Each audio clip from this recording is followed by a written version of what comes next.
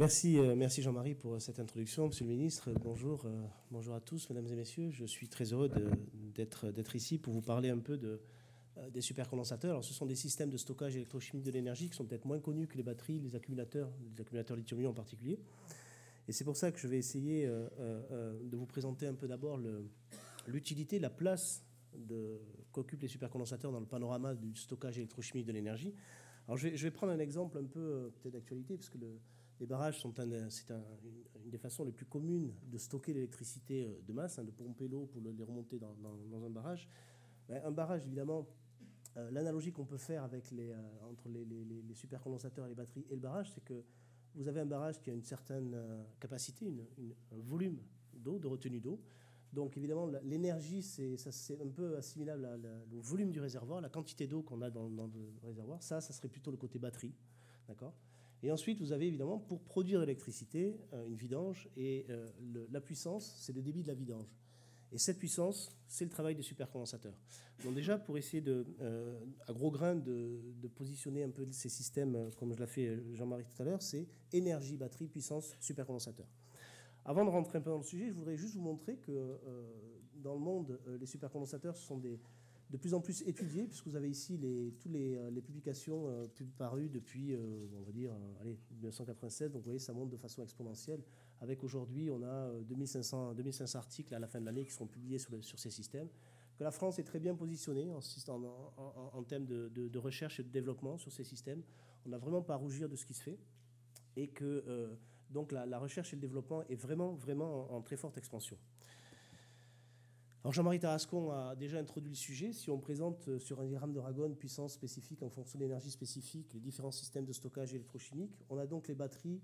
Donc l'orateur suivant, le professeur Dominique Larcher, va parler, je pense, très en détail, qui sont des systèmes de stockage de l'énergie, grosse capacité, et les supercondensateurs qui sont, eux, plus dédiés à des applications de puissance. Ils stockent beaucoup moins d'énergie, mais ils délivrent beaucoup plus de puissance. Donc ce sont des systèmes complémentaires. Un supercondensateur ne fait pas le travail d'une batterie, ne remplace pas une batterie. C'est complémentaire à une batterie. Pourquoi ces performances différentes entre supercondensateur et batterie? Eh bien, ça vient du mécanisme de stockage des charges. Alors, sans trop rentrer dans les détails, vous mettez une électrode dans un électrolyte, une électrode métallique.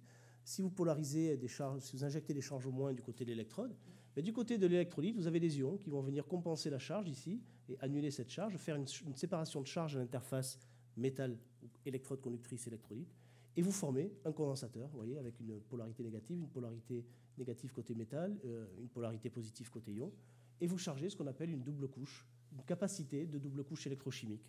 Cette capacité, c'est comme un diélectrique. La constante diélectrique, c'est celle de l'électrolyte. La surface, c'est celle de la surface de l'électrode. Et D, c'est la distance d'approche des ions à la surface de l'électrode. Évidemment, on ne stocke pas des capacités énormes avec ce type de capacité de double couche. On arrive à des capacités de 10 à 20 microfarads par centimètre carré. Alors maintenant, l'astuce, ça consiste à quoi? Mais ça consiste à utiliser non pas une électrode plane de rugosité nulle, mais une électrode poreuse. Vous avez ici, par exemple, une électrode, ça fait 2 nanomètres, c'est une électrode de carbone poreux, donc chaque nœud, c'est un atome de carbone qui est complètement poreuse, ouverte. Et si vous développez la totalité de la surface de ce matériau, vous arrivez à des surfaces de 1500, 2000 m² par gramme. Si vous faites une règle de 3, vous voyez que vous pouvez très bien arriver à des capacités supérieures à 100 farads par gramme de carbone. Alors évidemment, la limitation, il y en a une, c'est la tension max. La tension max, elle est donnée par l'électrolyte. C'est un peu le pendant de la tension de claquage de l'électrolyte, du diélectrique. L'électrolyte a une tension maximale au-delà de laquelle il se décompose. En électrolyte organique, on peut monter jusqu'à 2,7 volts, 3 volts. Donc on a des systèmes de plusieurs centaines de farads et qui fonctionnent à 3 volts. L'avantage, c'est que cette charge, elle est stockée à la surface des électrodes, donc elle est disponible très rapidement, forte puissance. Comme elle est stockée à la surface, il y a moins de charge, il y a moins d'énergie que dans une batterie. On peut cycler de façon très rapide, on peut cycler avec des vitesses de charge égales à la vitesse de décharge. Et une autre caractéristique est qu'on peut utiliser ces systèmes à très basse température, à moins 40 degrés, puisqu'on a des électrolytes qui, différemment un peu des batteries lithium-ion, supportent ces températures-là. Alors juste une caractéristique électrique qui sera différente de celle de batterie, c'est quoi? Vous avez la potentielle en fonction du temps. Là, vous chargez un condensateur. Et lorsque vous déchargez à courant constant, vous voyez que vous avez une décharge linéaire de la tension en fonction du temps, et cette décharge est donnée par la capacité. Caractéristique courant-tension, c'est une caractéristique rectangulaire. Voilà. Une voltammétrie cyclique rectangulaire, c'est une capacité. Vous voyez, c'est quasiment une capacité idéale, hein, puisque le courant est proportionnel évidemment à la capacité. Donc, je vais présenter rapidement les premières applications. Donc, les supercondensateurs sont utilisés depuis une quinzaine d'années dans deux grands types d'applications. Alors, en petite capacité, bon, c'est tout ce qui concerne la fourniture de puissance ou les petits tampons de puissance. Par contre, ce qui est intéressant, c'est les applications en grande capacité supérieure à 100 farads. Première application un peu emblématique, c'est dans l'A380, l'ouverture d'urgence des portes. Évidemment, quand on ouvre une porte, ça dure quelques secondes. C'est que de la puissance pendant quelques secondes. Une autre application depuis 2007 dans les ports en Chine, au Japon et aux Pays-Bas, c'est la récupération de l'énergie cinétique. On lève un conteneur avec un moteur diesel. Quand on redescend le conteneur, eh bien, on récupère l'énergie qu'on stocke dans un module de supercondensateur. Ça économise le CO2. Une autre application, c'est la récupération d'énergie de freinage dans les tramways. Mais je vais peut-être plus insister ici sur le véhicule hybride. Là, vous avez en fait différentes puissances de véhicules hybrides, le micro-hybride, le mild hybride, le full hybride. Et vous voyez qu'un petit moteur électrique, pour les micro-hybrides, ça peut faire les fonctions stop and start. On s'arrête, un feu rouge, le moteur s'arrête. Eh bien, pour redémarrer ou pour récupérer un peu d'énergie de freinage, en fait, il faut juste des petites puissances de 6 kW et de 1 à 2 Wh. Ça, c'est typiquement une application de supercondensateur. C'est pour ça que depuis 2012, il y a un alternodémarreur qui est développé par Citroën qui fonctionne avec des supercondensateurs. Ça, c'est une aile qui fait 40 cm. Donc, vous avez deux supercondensateurs dans l'alternodémarreur et ça permet de faire, d'une part, la fonction stop and start. Donc, on redémarre le moteur c'est juste un appel de puissance et la cyclabilité est infinie pour les supercondensateurs, enfin, plusieurs millions de cycles, ce que j'ai oublié de mentionner. Et deuxièmement, on peut récupérer aussi l'énergie de freinage, puisqu'on freine pendant quelques secondes. Ce sont des pics de courant très importants qu'on peut récupérer. Voilà. Si on pousse le bouchon un peu plus loin, je vais peut-être présenter ici. Si on pousse le bouchon un peu plus loin, c'est une application de Blue Solution de Vincent Bolloré. Vous avez ici, c'est un bateau qui a été inauguré en 2013. C'est un bateau électrique qui fonctionne à base de supercondensateurs. Alors, pourquoi des supercondensateurs, me direz-vous? Pourquoi pas une batterie? C'est simple, en fait. Vous avez l'intérêt de cette utilisation, c'est que les supercondensateurs se rechargent très vite. En 4 minutes, pendant l'échange passager, vous rechargez le bateau. Par contre, après, le bateau, il a une autonomie de à peu près une demi-heure. Mais vous pouvez, en 4 minutes, le recharger. Et si vous faites 28 navettes par jour, vous faites 7000 cycles par an, il n'y a aucun problème pour les supercondensateurs. Par contre, la capacité, si vous remplissez le bateau de batterie, la capacité ou la vitesse de recharge des batteries ne vous permet pas d'assurer les 28 rotations en une charge. Et donc, pour recharger la batterie, il faudrait immobiliser le bateau pendant 1 heure. Donc ça, c'est l'intérêt, c'est la recharge rapide. Et la dernière application, c'est toujours de Blue Solution, c'est le tram, la propulsion électrique. Ça va assurer une autonomie pas très grande, 1,5 km. Bien sûr, il n'y a pas beaucoup d'énergie dans les supercondensateurs, mais on recharge le système en 60 secondes pendant l'échange passager. Et ça permet d'aller d'une station à une autre. Et là encore, l'intérêt, c'est la cyclabilité très, très, très élevée de ces systèmes, plusieurs millions de cycles à température ambiante à comparer aux batteries, puisque la charge est stockée en surface. Donc maintenant, si on rentre un peu dans le détail de la science des matériaux, qu'est-ce qu'on peut dire? Quels sont les défis qu'attendent les supercondensateurs? Il y en a un principal, c'est augmenter la densité d'énergie, qui est proportionnelle à la capacité, E égale 1/2 de CV2, et au carré de la tension. Donc tout ça pour essayer de décharger pendant 5, 10 secondes ou 15 secondes ou un peu plus, augmenter la densité d'énergie. Et là, les chimistes des matériaux que nous sommes ont un peu le choix pour essayer de travailler sur cette augmentation de densité d'énergie. La première chose, c'est augmenter la capacité.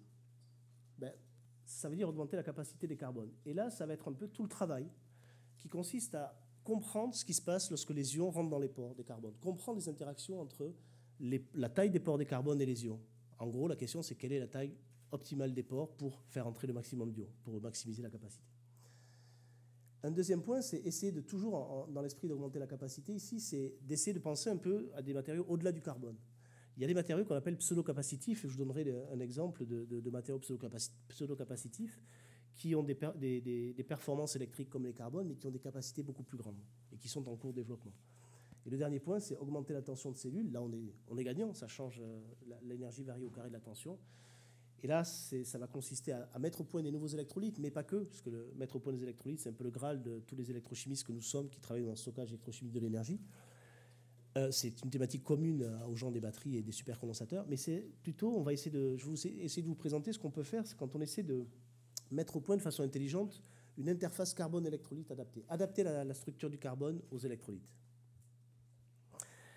Alors, si je m'intéresse maintenant au premier point, augmenter la capacité des carbones, mais je vous présente ici une structure de carbone qui est obtenue avec des matériaux un peu compliqués. Ce sont des carbures de titane qu'on vient faire une chloration et on enlève le titane et on récupère des carbones poreux.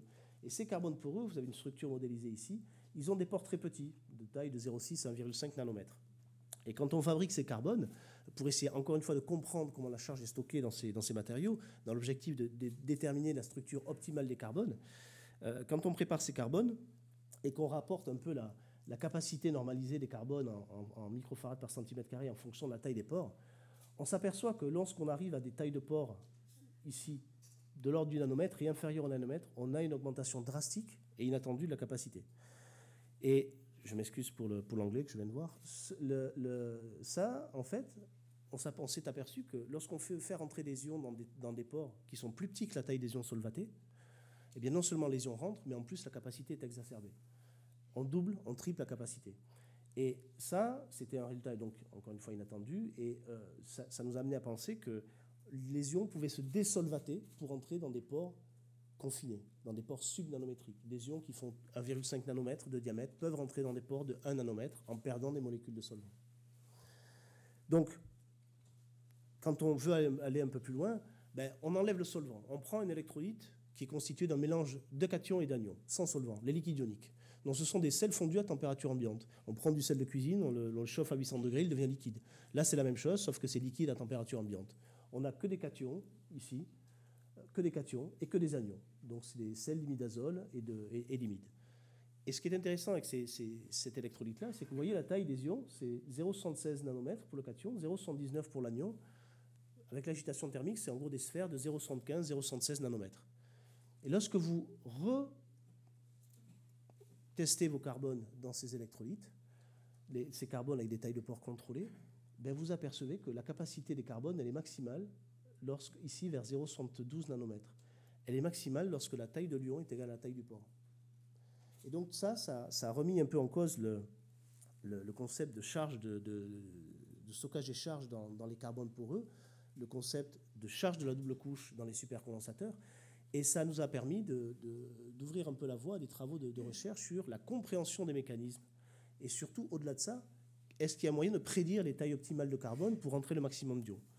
Alors ça, c'est fait avec la modélisation. Je vous présente juste ici un exemple de modélisation par dynamique moléculaire.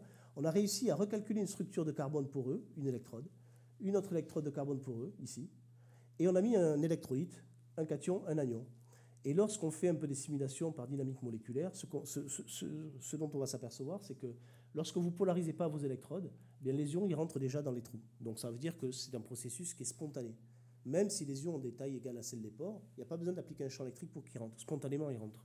Et surtout, lorsque vous polarisez, en fait, vous voyez que lorsque vous polarisez négativement cette électrode ici, vous rentrez plus, ça c'est le nombre de cations, le nombre d'anions. Il y a plus de cations que d'anions. Il y a 159 ions au total. Lorsque vous polarisez cette électrode positivement, il y a plus d'anions que de cations. Vous avez 181 ions au total. Mais ça veut dire qu'il y a des ions qui s'échangent entre l'électrolyte, entre les électrodes et la porosité des électrodes. Conclusion, les ions sont transportés au travers des pores de façon très rapide. Un ion est confiné dans un pore de même taille, mais il bouge très rapidement. Ça aussi, c'était quelque chose d'un peu inattendu. Donc, si je regarde un peu les conclusions de ces travaux, c'est que bon, évidemment, il y a eu l'identification de cette augmentation de capacité dans les nanopores de carbone. Donc, ça ouvre un nouvel axe de recherche, comprendre les mécanismes d'interaction des ions avec les carbones poreux. Mais surtout, ça a permis, pour les fabricants de carbone poreux, de fabriquer des carbones bas coût, parce que les matériaux modèles qu'on fait à l'échelle du laboratoire, ils sont économiquement pas viables. Mais ces travaux-là, ça permet aux fabricants de carbone poreux de mettre au point des nouvelles méthodes de synthèse pour essayer de faire des carbones avec des pores beaucoup plus petits. Et un carbone poreux utilisé dans les supercondensateurs, c'est typiquement un carbone issu de la biomasse, c'est de la noix de coco en général, qui est carbonisée, vous avez une poudre de carbone, et vous faites un traitement d'activation par oxydation dans de l'acide, dans de la potasse ou à traitement thermique sous vapeur d'eau, et vous creusez de la porosité en oxydant le carbone en CO ou en CO2. Et maintenant, donc, tous les fabricants de carbone essaient de mettre au point des systèmes pour faire des carbones bas coût avec des tailles de pores les plus petites possibles, les plus contrôlées possibles, en dessous du nanomètre. Alors, les carbones poreux, c'est bien, mais le matériau que tout le monde connaît, c'est le graphène. Alors, le graphène. Est-ce que le graphène est intéressant pour les supercondensateurs? Le graphène, ce sont donc des feuillets C6, des feuillets de carbone hexagonaux qui sont normalement dans le graphite empilés suivant l'axe C et qui sont exfoliés dans le graphène. Donc ça, ce sont des travaux d'un collègue publié il y a 2 ans. Ce qu'il a fait, c'est qu'il a pris de l'oxyde de graphite, vous voyez des oxydes de graphite ici, on l'exfolie, on réduit, on obtient du graphène, des feuilles de graphène. Et ce graphène, donc ce sont des feuillets, c'est du carbone C6, hein, du carbone sp2. Ces graphènes, après, il les a activés, il les a oxydés un peu avec du KOH. Et ce qu'il a montré, c'est que lorsqu'on a ce matériau avec une grande surface, parce qu'évidemment, quand on fait des feuillets de graphène uniques, la surface théorique que vous atteignez, c'est 2800 m² par gramme. 2800 m² par gramme. Et lorsque vous le rendez poreux, vous pouvez arriver à 3200, parce que vous perdez un peu de masse. Mais il a montré que lorsqu'on a ce type de carbone, on fait des tailles de pores de 3 nanomètres, et lorsqu'on le caractérise dans des électrolytes, on peut monter à des capacités très élevées, 150, 160 farads par gramme. Donc le graphène, potentiellement, c'est intéressant pour les supercondensateurs. Le seul bémol, c'est que le graphène est peu dense. Et donc, la capacité volumique ou l'énergie volumique, elle est très faible. Et une énergie volumique très faible, c'est évidemment un frein important au développement de ce matériau, puisque dans un volume donné, on veut avoir le maximum d'énergie par masse de système, mais aussi par volume. Donc, il faut vraiment travailler sur la densification du graphène, et ça, des gens commencent à s'y intéresser fortement, à essayer de recompresser un peu ces électrodes de graphène.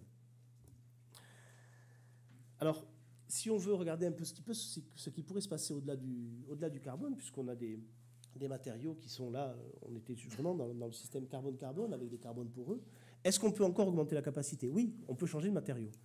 Et l'idée, c'est de mettre au point des systèmes, des matériaux redox qui sont très rapides, qui vont utiliser des réactions de surface, uniquement en surface du matériau, très très rapides, et qui vont donner une signature comme un supercondensateur carbone-carbone. Mais ce n'est pas tout à fait un système capacitif, on va appeler ça un système pseudo-capacitif. Donc là, vous avez un exemple d'oxyde de nobium, NbDO5. Donc vous avez les atomes d'oxygène en rouge, et puis les atomes de nobium qui sont à l'intérieur des polygones. Et vous avez, dans cette structure, vous avez des ions lithium en vert qui peuvent venir s'insérer dans ces sites, et vous avez une mobilité très très importante des ions lithium plus le long de cet axe. Et alors qu'est-ce qu'on va chercher à faire? On va chercher à faire en fait ici cette réaction. On va chercher à faire rentrer des ions lithium avec des électrons dans la structure de NbDO5 pour faire du NbDO5 lithié. Évidemment, quand on va faire rentrer des ions lithium, on fait rentrer le même nombre d'électrons, donc on échange, on consomme des électrons. C'est une réaction redox, réaction de type batterie. Mais l'idée, c'était de préparer des systèmes, des particules de faible taille, de faible dimension, vous voyez, qui font une cinquantaine de nanomètres, très cristallisées, pour essayer de voir si on pouvait arriver à avoir des réactions tellement rapides qu'on n'aurait pas de limitation par la diffusion. Et on pouvait essayer de retrouver des signatures vraiment électrochimiques, vraiment proches des systèmes capacitifs. Alors, une pseudo-capacité, c'est quoi? Eh bien, la charge Q dépend du potentiel de l'électrode. C'est-à-dire que vous avez... Ça, c'est-à-dire que vous avez une voltammétrie cyclique. Là, je prends l'exemple du MnO2 dans de l'électrolyte de sulfate. Vous avez une voltammétrie cyclique rectangulaire, comme un carbone. Mais c'est des réactions redox. Donc, c'est plus énergétique. Il y a plus d'énergie dedans. Il y a un changement du degré d'oxydation du métal. Là, c'est le degré d'oxydation du manganèse qui change dans ce type de système. Et ce sont des réactions qui ne sont pas limitées par la diffusion. Ce sont des réactions rapides. C'est-à-dire qu'en fait, on peut aller charger et décharger très rapidement, comme un carbone. Ça ne fonctionne pas, encore une fois, avec le même principe de stockage des charges, mais la conséquence de ce système de stockage par réaction redox de surface rapide est que vous avez une signature électrochimique, encore une fois, identique au carbone. Bien, si vous regardez un peu ce qui se passe avec notre oxyde de nobium, les oxydes de nobium nanostructurés, ça c'est une voltammétrie cyclique. Vous voyez qu'elle a un comportement de type pseudo-capacitif. Lorsque vous augmentez le courant, la vitesse de charge, vous avez le courant qui augmente linéairement. Ça veut dire que c'est un processus qui suit l'augmentation, qui suit la vitesse de balayage, qui n'est pas limitée par la diffusion. C'est un processus rapide, c'est tout ce que ça veut dire. Et lorsque vous augmentez, dans ce sens-là, le courant de charge, lorsque vous diminuez le temps de charge, vous avez une capacité qui ne décroît pas très très rapidement. Vous avez une capacité qui est aux alentours de 400 farads par gramme, 100, 120 farads par gramme pour des carbones. Donc, on a vérifié nos 3 points. On a bien une charge qui dépend du potentiel. On a bien une réaction qui n'est pas limitée par la diffusion. On a un changement de degré d'oxydation qu'on a mesuré par d'autres techniques. Donc, c'est bien un matériau pseudo-capacitif pour un supercondensateur. Et si vous regardez une dernière chose, on est capable de regarder par diffraction des rayons X in situ. On regarde le matériau un peu. On essaie de voir comment le lithium va et vient à l'intérieur de ces systèmes. Et sans rentrer dans les détails, ce qu'on peut voir grâce à ce type de mesure, c'est qu'on a des déplacements des pics caractéristiques lorsqu'on décharge et qu'on charge. Et ce qu'on voit, c'est que juste le lithium vient rentrer entre les feuillets de NbDO5 et vient ouvrir la structure et refermer la structure. Quand il rentre, la structure s'ouvre. Quand il sort, elle se décale. Mais ce qui est important, c'est que ce lithium rentre dans le volume du NbDO5. Et donc, en fait, on a une réaction de pseudo-capacité, on a un stockage dans les volumes des particules, on a une réaction de pseudo-capacité plus de l'intercalation du lithium. C'est une réaction qu'on a définie comme la pseudo-intercalation. Et ce type de réaction est intéressante parce que, je vais passer directement à ce type de caractéristiques, là vous avez la capacité, la variation de capacité des électrodes en fonction de la vitesse de décharge. Ça c'est une décharge en 3 secondes. Ça c'est une décharge en 1 heure.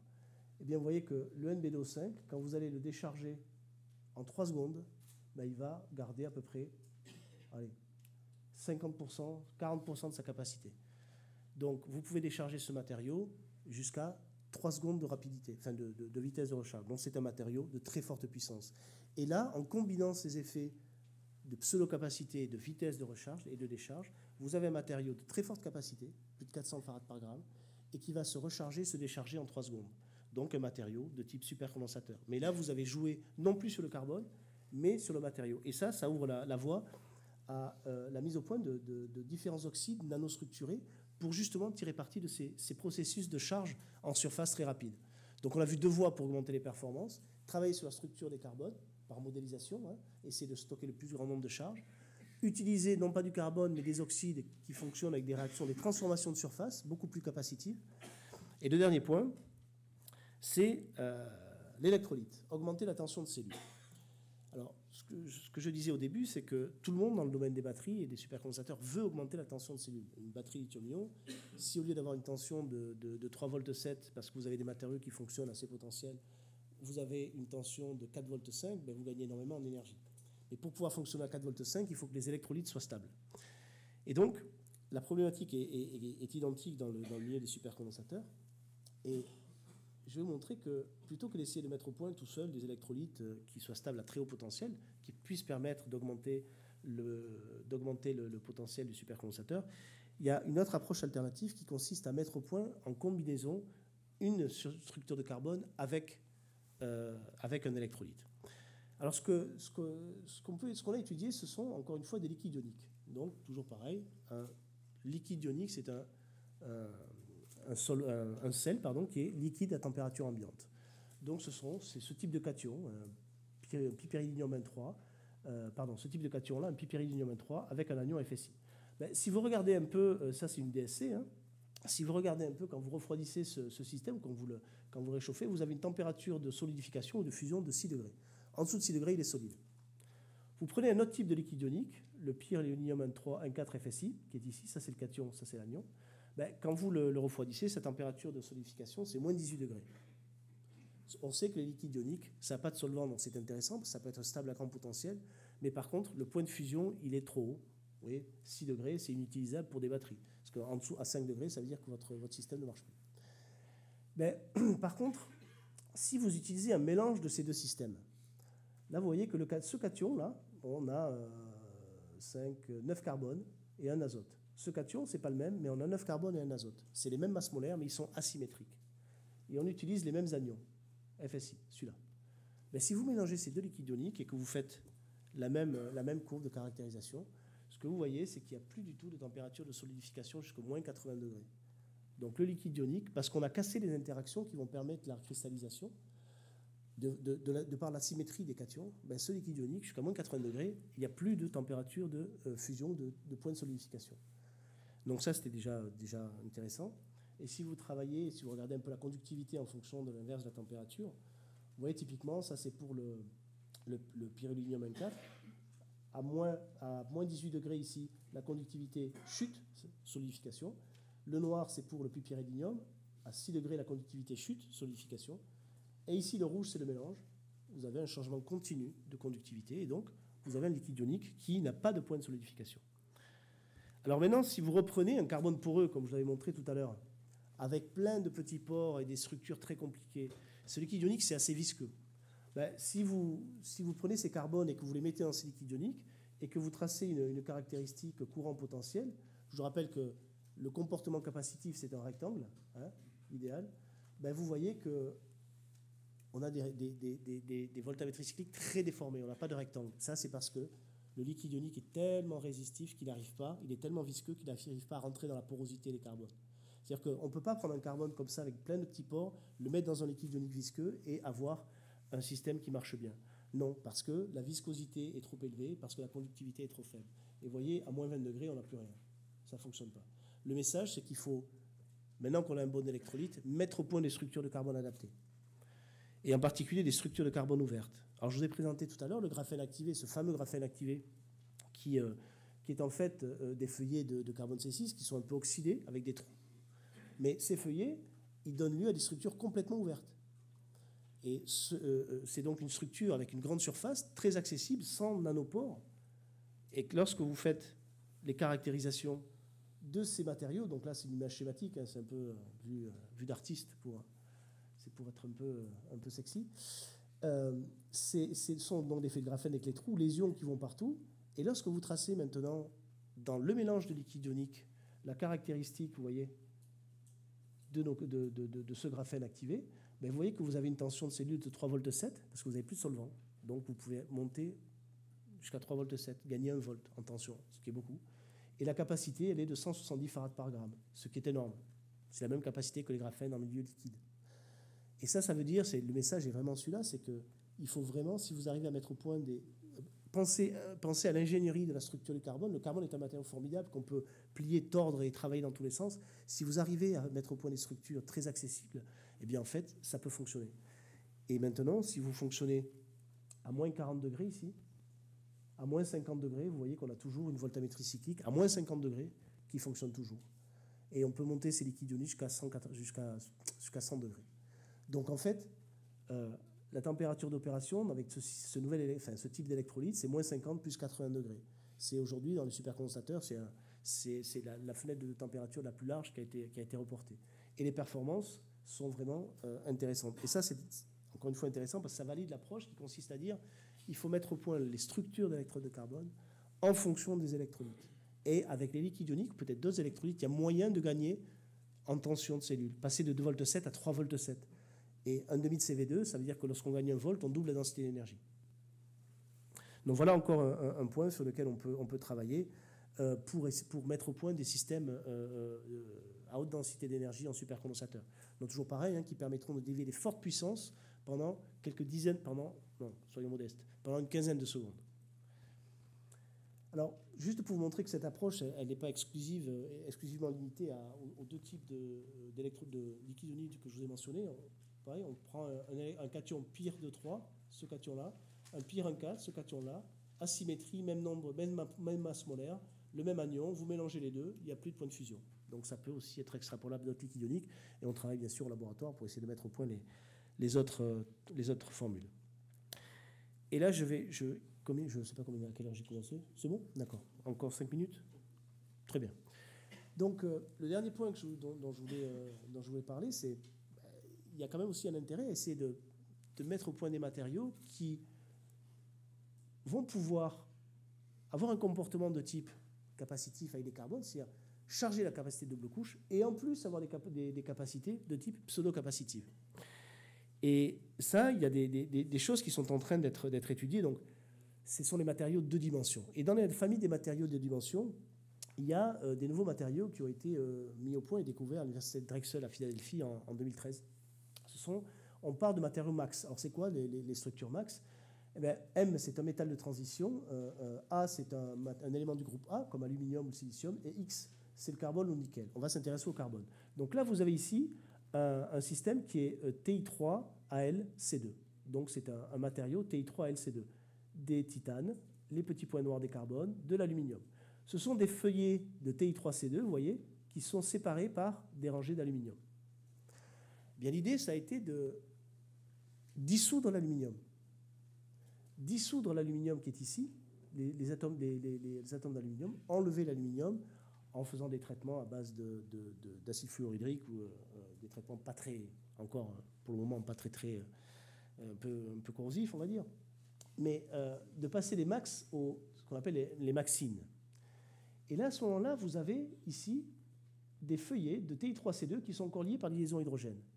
Vous faites de la sonication, et là, vous êtes capable de séparer les feuillets de Ti3C2 complètement. Alors, bien sûr, ils sont un peu fonctionnalisés, il y a des groupes OH-, des groupes F.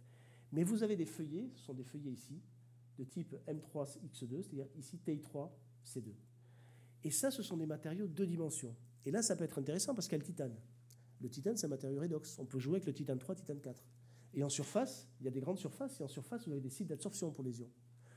Et ça, c'est assez récent, c'est nouveau, c'est assez récent, ça date de 1 an et demi.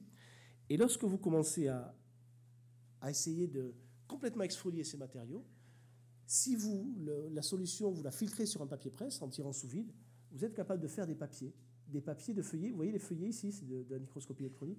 Ce sont des feuillets de Ti3C2. Alors, ce n'est pas le feuillet unitaire, hein, il y a peut-être 5, 6, une petite dizaine de feuillets. Mais ce sont vraiment des feuillets comme un livre.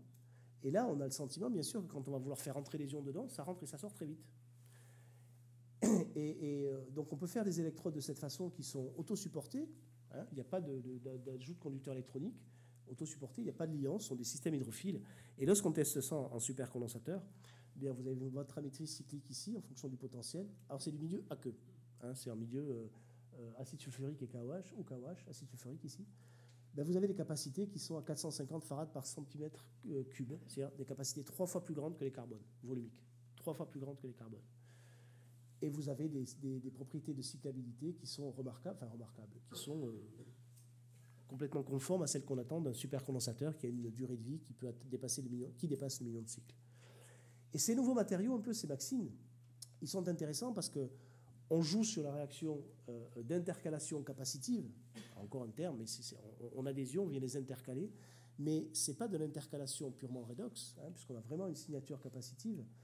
On vient intercaler ces ions entre les feuillets, il y a beaucoup de place dans les feuillets, donc c'est très rapide. Et on a des capacités donc, multipliées par 3, mais ce qui est intéressant, c'est que des récents travaux montrent qu'on peut insérer non pas des cations ou des anions monovalents, mais des cations divalents ou trivalents. Donc des Mg2+, par exemple. Évidemment, quand on fait rentrer un ion avec une charge double positive, ben c'est 2 fois plus intéressant qu'un ion qui n'a qu'une seule charge positive, parce qu'il faut compenser que la structure compense de son côté. Donc ça ouvre quand même la porte à un nouveau type de matériaux, des matériaux de 2 dimensions, qui sont à base de carbone, c'est des carburants en fait. Et encore une fois, matériaux de 2D à base de carbone que tout le monde connaît, c'est le graphène, mais il n'y a pas que le graphène. Et les matériaux 2D dans les supercondensateurs ont vraiment le potentiel de pouvoir nous permettre d'aller stocker beaucoup plus d'énergie en conservant les mêmes caractéristiques que les supercondensateurs. Forte puissance, cyclabilité et vitesse de charge et de décharge identiques. Voilà, ça sera peut-être mon transparent, c'était mon transparent de fin, juste pour faire une petite conclusion, c'est de dire que les carbones microporeux, donc le stockage capacitif de double couche, donc évidemment, les études ont récemment montré que ces petits pores, ces nanopores sont essentiels pour le stockage capacitif, pour augmenter les capacités. Et il y a toute une science derrière liée à la modélisation, couplée aux expériences in situ, toute une science qui s'est développée pour essayer de comprendre tous ces mécanismes. On commence à bien comprendre, à comprendre grâce à la modélisation. Mais surtout, ce qui va être intéressant, c'est que cette modélisation, elle va pouvoir nous aider pour essayer maintenant, non pas de faire de l'explication de résultats expérimentaux, mais de pouvoir prédire les meilleures structures de carbone que le chimiste des matériaux devra essayer de faire pour pouvoir maximiser les capacités de stockage. Je vous ai aussi montré que si on essaie de mettre au point des structures de carbone en relation avec le milieu extérieur, si on essaie de travailler sur l'interface carbone-électrolyte, on peut mettre au point des systèmes avec des grandes tensions de cyclage et augmenter la densité d'énergie. Donc les matériaux pseudo-capacitifs, avec l'exemple du niobium, c'est forte puissance et capacité élevée.